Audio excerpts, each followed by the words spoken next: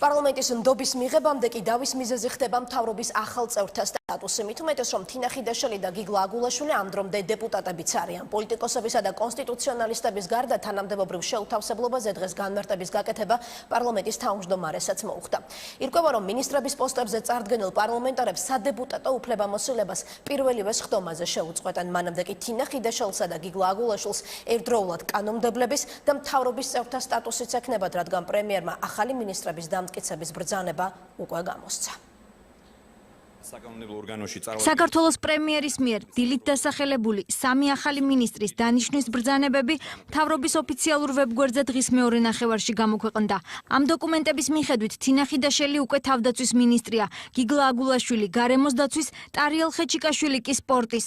სამი მინისტრიდან ორი ამ დრომდე პარლამენტის წევრის თანამდებობაზეც რჩება. პარლამენტის წევრი ვარ, მანამ სანამ პარლამენტი არ შემიჩნევს უფლებამოსილებას და ამასობაში მეც და გიგლაც ორივე მინისტრები ვართ, იმიტომ რომ უკვე დანიშნული ვართ მინისტრებად, ისე რადგან ქუთაისში ვარ ეს ორი დღე თუ ერთი დღე რამდენიც ვიქნებით პარლამენტის წევრები და უკვე შაბათიდან შევუდგები სხვა მოვალეობის შესრულებას. ბუნებრივია მთავრობის ყველა წევრი, რომელიც დაინიშნა მინისტრის თანამდებობაზე, უფლებამოსილია განახორციელოს მინისტრის უფლებამოსილება.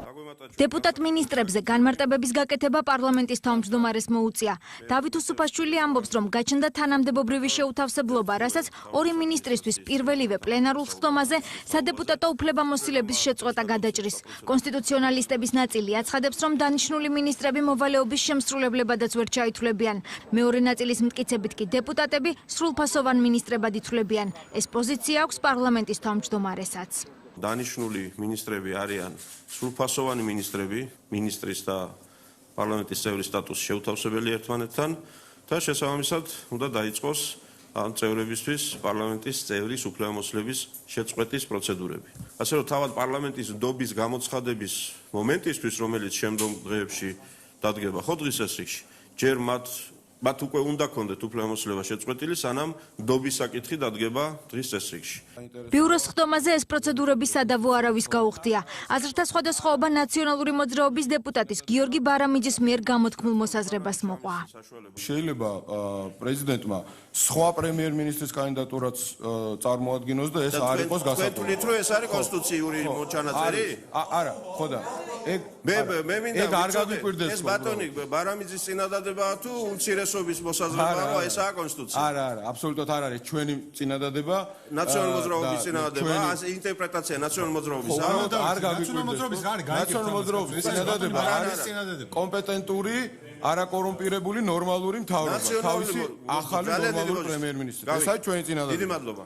ესე იგი ნაციონალური მოძრაობა თავისივე მიღებულ კონსტიტუციას განმარტავს ასე, რომ თურმე ასე თქვა მან. არა, ჩემი წინადადება არის თქვა, დააყოლა. გასაგებია, ბატონო მაჭავარიანმა განმარტა. გავიგე. ეს კარგი განმარტებაა. ბატონო მაჭავარიანმა განმარტა, რომ ეს არ არის ნაციონალური მოძრაობის პოზიცია.